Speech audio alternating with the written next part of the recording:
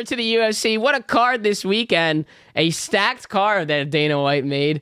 We starting off with the prelims. Have to touch on Joe Pyfer for a second. First round knockout. Shout out. Said some great things on Friend of the show. Yeah, he was that was like our second or third guest on the show 2 years ago. Pretty cool. While he was going through his rehabs. He said some great things to Joe Rogan right after, post fight. And he was pleading his case for getting that $50K bonus. He did not get that bonus. Shockingly, to be honest, first round knockout. And my prediction for Joe Pyfer is he will no longer be on a preliminary card. He will be in a main card fight. We look at Raul Rosas Jr. He has a big fight win, gets on the main card, and then he does get humbled a little bit. So why can't we do the same for Joe? Put him on that stage, get him some of that pay-per-view cash, and see what excitement that he can bring. Dana White likes the big finishes. He likes the excitement. He likes the crowds. And that's all that motherfucker be doing. And that's literally all that this guy can provide for the UFC. So happy to see Joe in elite form as his UFC career takes off. The big one here, Jorge Masvidal retires. Was a good fight. He did say he wanted to take the bank from... Yeah, good fight. Yeah. No, retires. Retired. Yeah. Oh, in quotes. He did say, in his presser before, I'm here to take the bank. Apparently, DraftKings, I think on Thursday or Friday, had 65% of the money on plus 340 Masvidal money line. And he was like, we're running the bank. Bet the house on me. Whoa. Okay. Whoa. Then Burns saying in the press conference after that he felt slippery. And he was saying what that meant, where he's like putting lotion on. That motherfucker, he was fucking greasing, bro. Round two, I'm looking at this motherfucker like he is sweaty as fuck, and I just thought, because I'm not really, he's greasing, so I'm just like, damn, he's sweaty as shit. And then when I saw what Gilbert Burns said today, and I was like, oh shit, he probably was, because I saw him and I was like, he is sweaty as fuck, and my UFC eye isn't the craziest. So if I could see that shit, he probably was doing some weird shit. What he was saying is he's like, it's like you do like every 2 or 3 hours you put lotion on. And then he's like, and then when you sweat, you just become really slippery. And then the big quote that he was saying is he was like, go back. He's saying to the media, he's like, go back and watch the fight.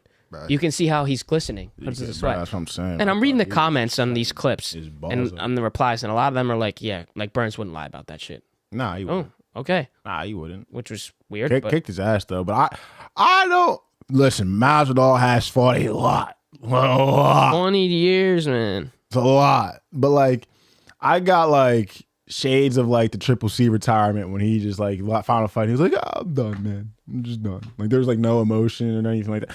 All right, maybe we'll see him like, because isn't Triple C fighting again?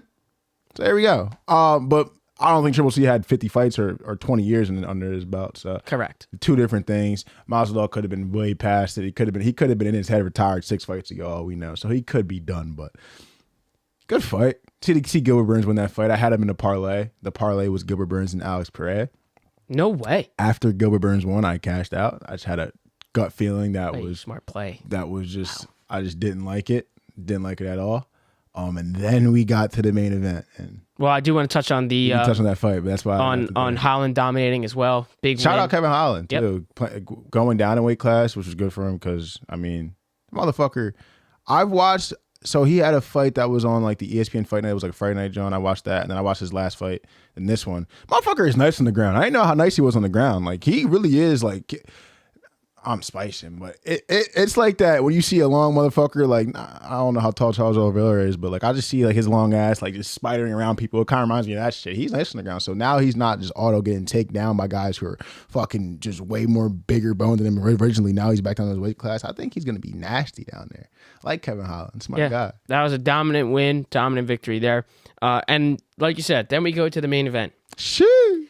And I had Adesanya in multiple parlay tickets as the last leg. I also had him as a straight bet as well. And what was funny is I'm like scrolling through TikTok, and a lot of it was like all pre-fight stuff of the UFC card. And there's a video of Brandon Marshall standing in front of Adesanya, and he's holding $100,000 in cash, like just like this, and like a basket. And Marshall says to him, "I'm gonna bet this on you. Like, what do you what are you thinking? And he's like, if you put that 100,000 on me, you will get it back and those winnings. And then Marshall's like, all I needed to hear. And I'm like, so if he's telling this man, and I get it, you can say the same thing for Masvidal telling him when Jorge's like, put the house on me. You can say it's the same fucking thing. And sure, it damn well is. But this is Adesanya we're talking about. So I'm like, okay. And it was like good enough value. It was like a little over minus 130. I think it was like minus 132, minus 136. I got my cash out didn't process, so I got him live at like plus money when people thought Alex P was gonna win the fight. So I got some. And I'm watching this, and when he gets back to it in the corner, and Adesanya looked pretty good for the majority of that fight. And then when he gets backed up in the corner against the cage, and he's just getting teed off, he catches one low in the ribs, and then that knee to the chin. My hands are on my face, and I'm like, no, not like this, dude. And then he just somehow snipes him, and then ends it. So like my reaction was like, I went from like, oh my fucking God, dude, I literally am going to lose on the last leg on every fucking parlay and the straight, to literally 2 seconds later, oh my God, what did I just watch? What did I just watch? I mean, that was unbelievable. Nah, yeah, that fight was sick. There was a lot of things about that fight that was sick. First of all, from the people that were there. So like Joey B, Justin Jefferson. Odell was there. Aaron Donald was there. Aaron Donald, Logan Paul. Aiden Ross. I saw a clip of Gideon when he was sitting next to Logan Paul. And Logan Paul was like, get me off your stream. What did you think about that? Shit was cool. I thought that's how they like cool. You don't want to be on camera the whole fight? Cool. I'm gonna just sit over here and the camera gonna put this way. I thought that was. I low key. I like the way I saw it too. The way I saw it, because I don't be following all that shit. Right. Was people quote tweeting outrage about some shit that was going on about how do you guys think Logan Paul react to this? And I don't even fuck with Logan Paul for real. But I was like, I thought that was chill. But I think he was there with his chick, right, or his homies or something. Yeah, I think so. And chick or homies, we don't want to be on camera for 3 hours, bro. We fuck with you. You know what I mean? Yep. He handled it nice, and he was like, yo, like, I don't want to mess you up. Yeah. Like that's what he said to him. You know what I mean? Because I'm going to see sitting here not trying to be on camera doing this, and then I'm going to be killing the vibe of your shit. Like, yeah, and he's like, I don't want to, like, I'm not trying to make you look bad. I'm not trying to, like, start anything. That was cool. Like, I'm in agreement with Logan there. Like, a person of that stature, like, fuck that. The following that he has. But like, that shit was sick. All them people, all them heads there, and then Alex's walkout was sick. Dude, that was... That arrow shit he did. Yeah. Yelling in, whatever. And then, like, I heard the announcer say, I think it might have been DC that said that Izzy was working on, or him and his camp were working on using Alex's aggression against him. And like, so I saw people after the fight saying that Izzy hit a Hail Mary. And I'm like, you motherfuckers are slow. Like, maybe everyone didn't see the shit that I saw on the internet, but there's a literal clip of someone that took it from like the nosebleeds kind of. He's in the back view of like the knockout. And you see Izzy on the cage. Obviously, Izzy did not say, I'm going to back up in the cage and get my ass beat, like, and do this. That's not what he said. What I'm saying is probably what he did say was, shit, I'm in the situation that we thought we'd be in. Let me use his aggression against him. He's going to try to start paymaker in my shit. See, he backed up into it and he threw a 1-2. It was a 1-2. It wasn't a right out of nowhere. He threw the left jab first, caught him, one over the top. And then he literally backed up, used the cage as momentum, which was cold. So I'm like, I know that motherfucker, it was like surprised him in his head, some Naruto shit. He literally used the cage, came off to the right, and the temple lights out. Like, that shit was calculated. I don't know who the fuck thought that shit was a Hail Mary. Like, you don't just hit a clean 1-2, bounce off the cage. Maybe you do. Just maybe he did it. Maybe I'll wait for him to say it, but maybe he did it with blacked out, wasn't thinking, hit a clean 1-2, bounced off the cage in unison, right to the temple, knockout. Sure, maybe he did that shit, but I think that shit was calculated. They knew the way Alex comes in when he catches momentum. He probably did to him the other times he fought when Adesanya should have won, but he didn't. And they just took that and said, we're going to use it against him instead of probably trying to.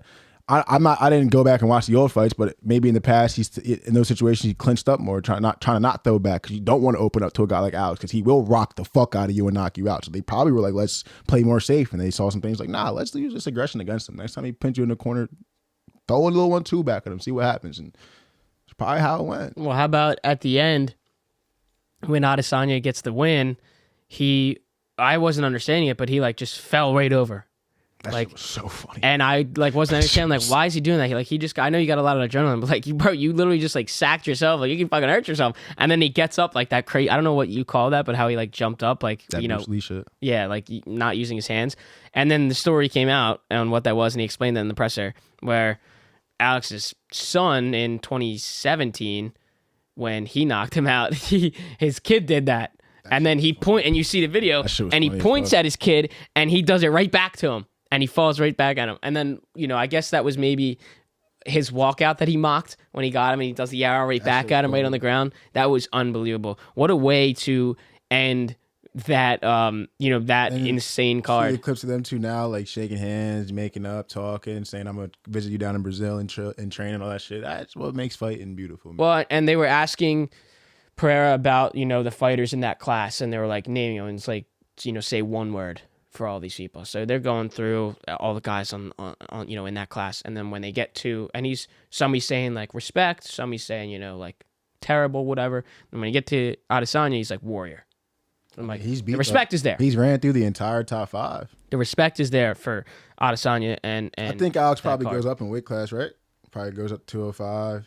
Probably tries to run that weight class, and hopefully we see Izzy go up and try to get the UFC trilogy.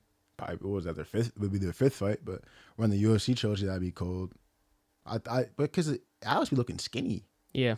He be looking skinny when he fights that weight class, so maybe he moves up or something. Just a wild card. I mean, like, shout out to Dana White, dude. Like, seeing we got Rosas, Holland.